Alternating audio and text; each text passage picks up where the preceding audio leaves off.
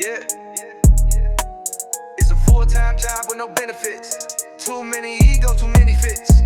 Count money with a side of stress. Hey up, y'all, it's your boy Khalil back on the video. Today we got Pink Book Lessons again. Shout out to Pink Book Lessons for making content so we can react to it. Once again, shout out to all the Khalil, what I call my twins and the friends that's locked in. I love y'all. I appreciate y'all. Let's get to today's video. We're talking about the real reason why nobody cares about the NBA no more. I didn't know that. I didn't know nobody cared. Nobody didn't care about the NBA no more. I never cared about the NBA, by the way. I only care when I'm betting on sports and I don't need to know, so I like, get all the stats and shit and I make my parlays. But other than that, I don't give a fuck about sports. I really don't care who wins or loses anytime at any point ever in life for any sports at all. I think that's why I'm so peaceful. That's why I still look young at my old age. Because I don't give a fuck. I don't stress about shit, and I'm not trying to fight nobody for nothing stupid. Like, who won the game? Or who could have won if they didn't do this, and that. I don't give a damn. It's not me. It's not my money. Anyway, let's get to today's video. I love y'all. Let's shout out to the big. This is my draft outfit. I had absolutely nothing to do with it. It was all my mom, my sisters. I tried to make one recommendation and it got vetoed, and it was only the color. But I'm grateful because it came out amazing. We have the Elia here. It's a tattoo I have on my wrist, matching with my mom. My mom's is in my handwriting, and this is in her handwriting, and I have it right here as well. First of all, let me say this. I don't know if this is going to be addressed, but it's okay to be in your son's life or your nephew's life or your young people's life. But let them make their decisions. Let them do their own thing. Because, like he said, he didn't get to choose that and it was vetoed. So it's like they forced him to come out here. That's what he's saying. If he would have chose this, that's a different story. Do your thing, playboy. You sharp. But he didn't choose this. He said it was chosen by a committee of women who would not allow him to have a voice. Okay, that's what I'm just saying. You know what I mean? The I Love You for Infinity. It's a family tattoo. I'm very involved in the deaf community. My grandmother's deaf, was a principal at the California School for the Deaf. And then I also have LKF on the back of it. And that's something from my dad and my father's side of the family. It means lay low, keep firing. I just can't be bothered, and this is why the NBA is so weak right now. They're super soft soy boy Teletubby bunnies oozing feminine energy. They up here showing up trying to match their mama, got their mama and sisters dressing them in feminine blouses. I mean, try his best to be a bad beast so bad. Like, what's really good? He pulled up to the NBA draft looking... In his defense, I'm going to let her finish, but in his defense, he trying to get the hoes.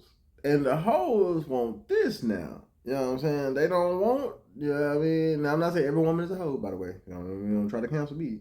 There are hoes, there are women, there are bad bitches, there are beautiful queens, there are different types of different things. You know what I mean? So, let's circle back. He want the hoes. So the hoes want to see niggas looking pretty and cute and shit because they want to be able to put you on their arm and be like, look at my man, y'all. He fine, ain't he? Whoop the wham bam. They don't want a real nigga that got a little scruffle, that go to work every day and, sometimes wear some dusty jeans because he just got off of work for 18-hour shifts and type shit. They don't want no niggas like that. They want these niggas who are prissy and, you know what I'm saying? And I'm not saying nothing's wrong with that. But this is where we are. All right, let's get like his mama. I mean, if this little outfit was designed for Coach Carter, okay, I will get it. This is Coach Carter style. But a man looking all dainty is just not the business. Sir, I order you to donate this outfit to Coach Carter. Fire your mama and your sister too, because this right here is indicative of how your life decisions will go moving forward. Not even being able to voice your own opinion about your own image. His image controlled by some women completely dominating him. I mean, effeminizing him. This is my draft outfit. I had absolutely nothing to do with it. It was all my mom, my sisters. I tried to make one recommendation and it got vetoed. No, sir, this is not a good look. And then this whole spiel he was giving, explaining it the whole night on the red carpet, was also a bad look. You look like some dude's little girlfriend. And you sound like your mama and your sister been punking you out for a while. It was all my mom, my sisters. Yeah, see, I wouldn't say that.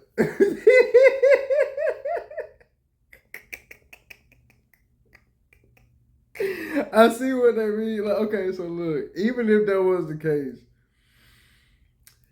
saying this shit on the red carpet while you going to the draft is the nail in the coffin. Cause it's like, that's obvious, nigga. We know. But you said you had to tell us that to try to make it seem like, you know what I'm saying? You know, I just want y'all to know what's going on here. Like, that's a good excuse for you not having power in your own life. I tried to make one recommendation and it got vetoed. And I know I couldn't stand when Brittany Griner was saying she could play in the NBA with the men, but today I gotta give it to Brittany. Or Britton, whatever she want to be called today. I think Brittany is more masculine than this little Pop-Tart right here. Yeah, Brittany Griner.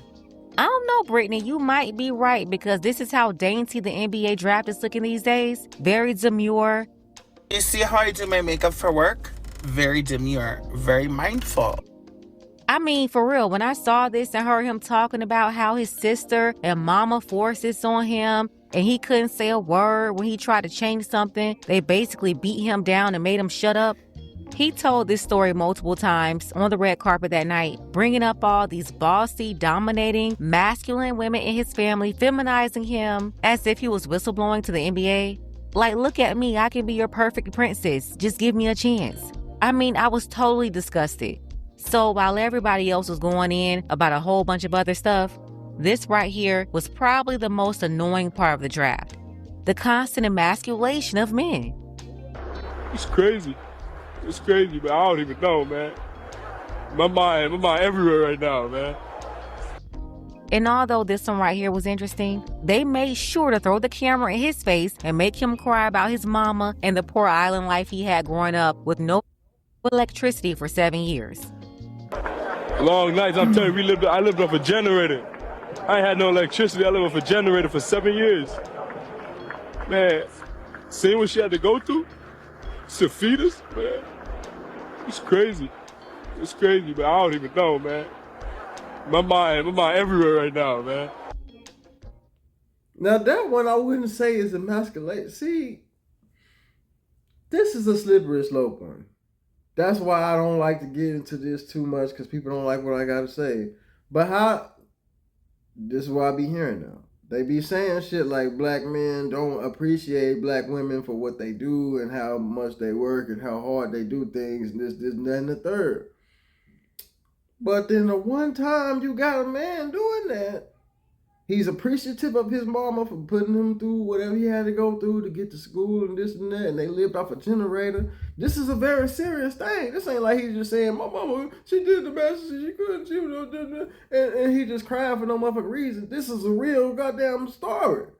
They lived off a generator for 7 years. Motherfucker, of course he gonna cry when he make it to the goddamn NBA. Are we okay?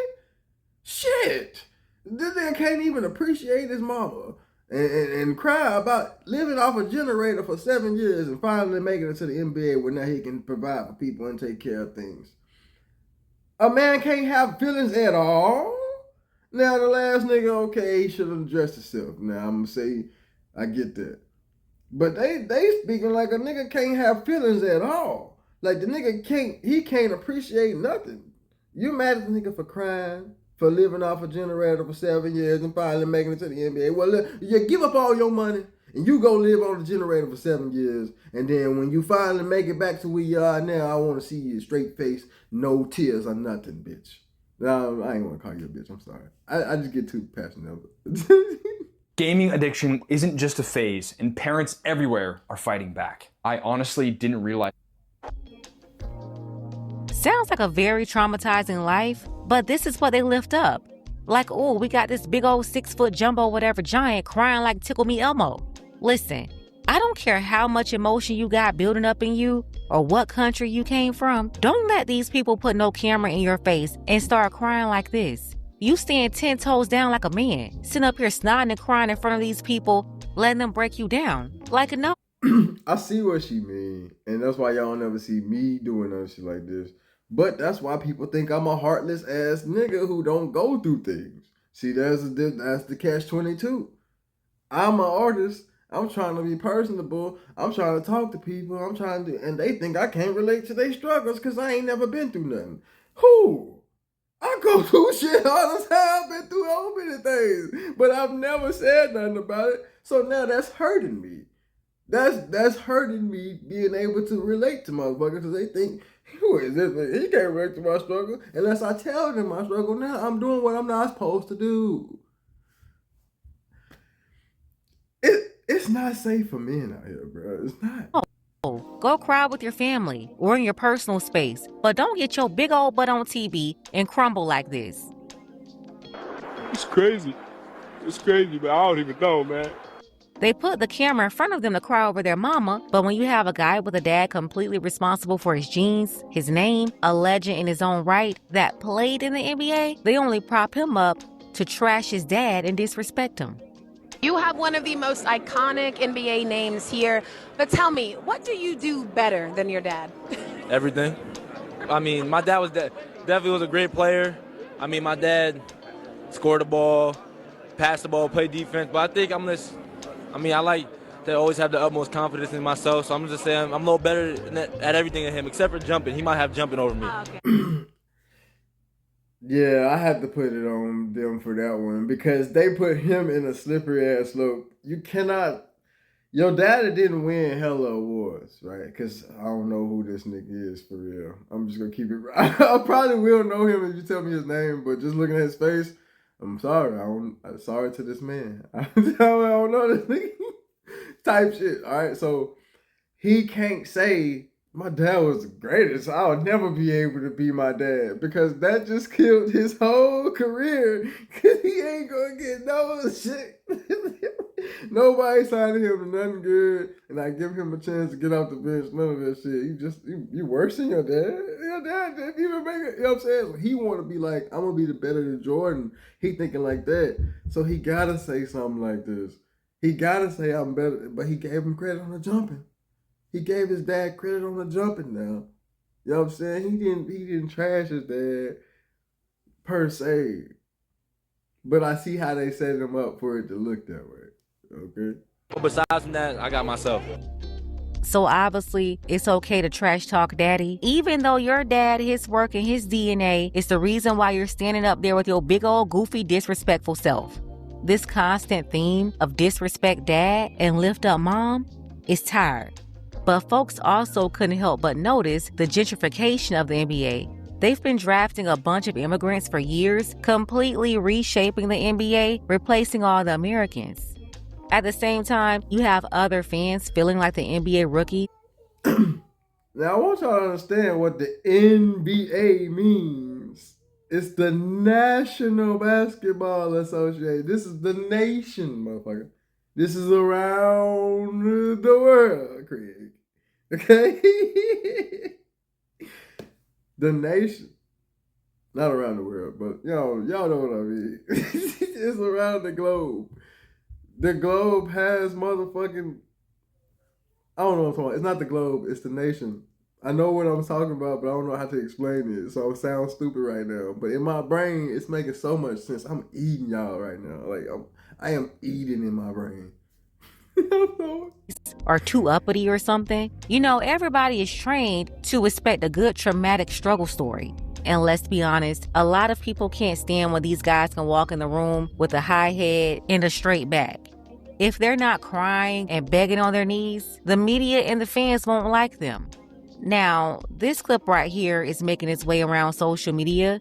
It's the moment South Carolina's Khalil Murray Boyles was selected in the draft by Toronto. The University of South Carolina. Khalil Murray Boyles.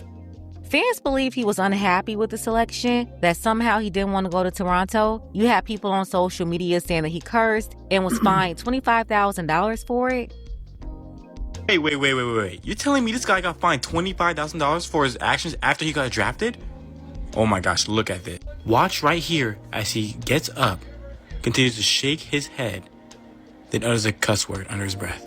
Look at that. Oh my goodness. But the NBA came out and said that was a misinterpretation. So let me teach you how to day trade with $0. We'll practice the art of day trading, not actually day trade. First off, if you interpretation, he did not curse, and he did not receive a $25,000 fine. You had some people complaining about his white girlfriend, but Chloe is a star basketball player too at South Carolina. She's one of Don Staley's girls, 2024 NCAA champion. Remember, that's the year South Carolina went undefeated and stopped Caitlin Clark from winning the championship in her. Y'all mad at this nigga for getting a girlfriend that do the same shit he do? Are you an NBA player? Are you a WNBA player? The ones get mad at him? The ones y'all, do you do that? Do you get something in common with the nigga? Or you just want to sit around while he go to the gym and get mad because you don't know what he doing? He could be doing anything. I don't trust him. He always going to the gym. He always doing it. Huh?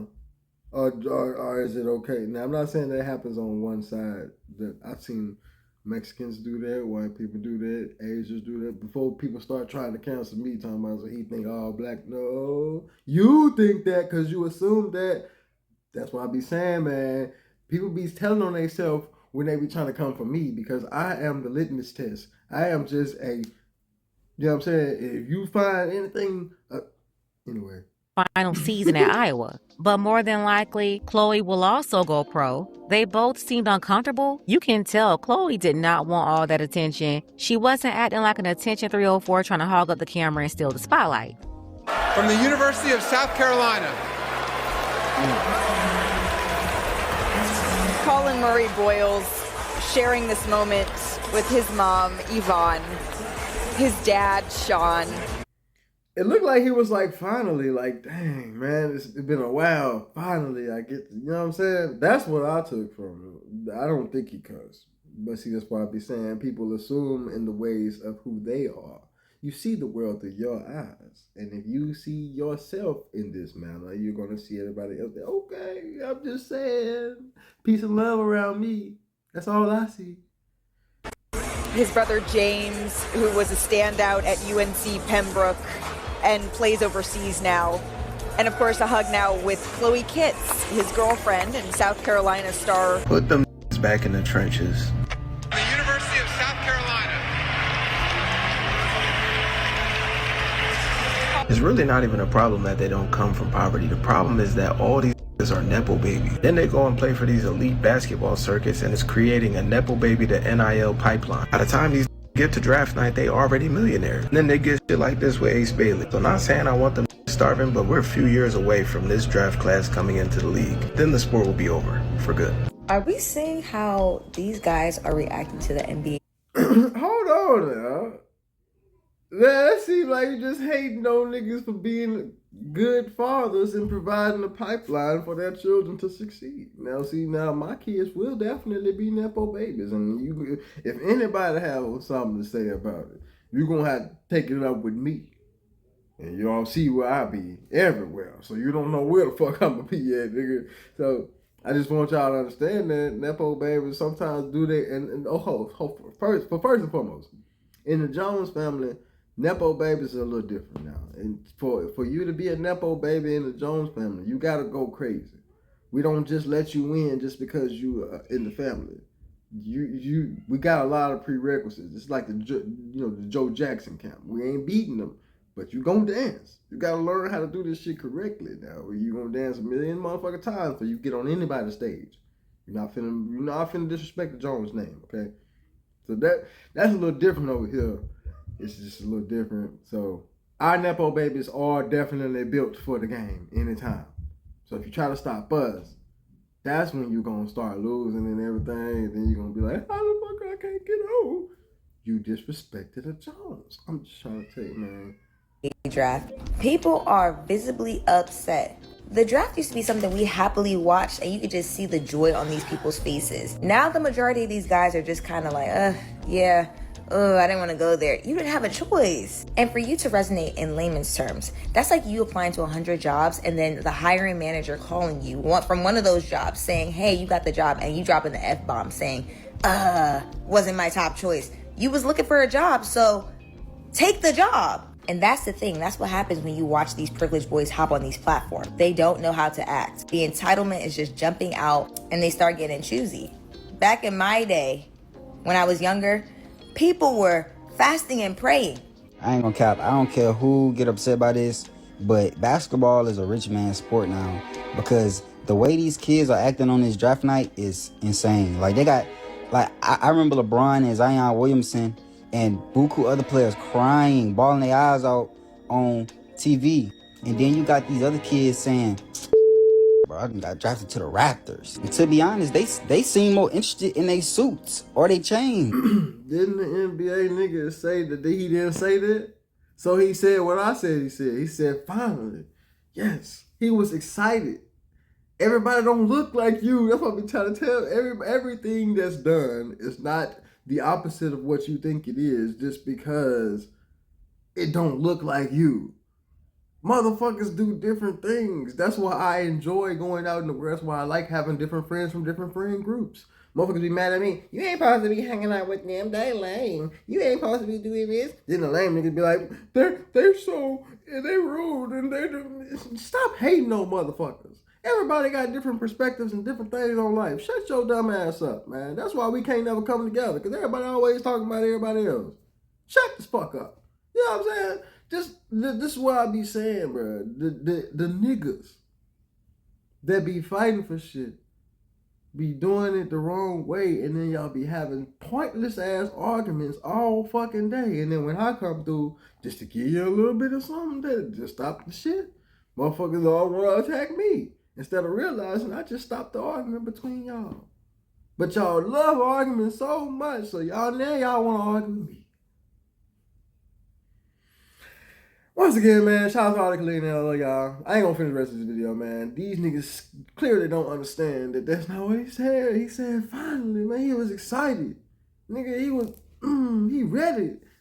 And the first dude, stand up against your aunties and your man, because you know what I'm saying? You could at least had a shirt on. The suit wasn't bad. You know what I'm saying? You could at least had a shirt on underneath to take away from the fact that it was so feminine. You know what I'm saying? It's okay to do things. I'm a fashion dude myself. I love dressing differently, and sometimes y'all might think I'm weird or whatever the case may be. But you know what I'm saying? Don't let the women take over everything. Okay? Shout out to all y'all, man. I love y'all. Man, road to 1K. Like, share, and subscribe today. Y'all already know what the fuck going on, man. It's your boy Still Khalil. I love y'all. Peace.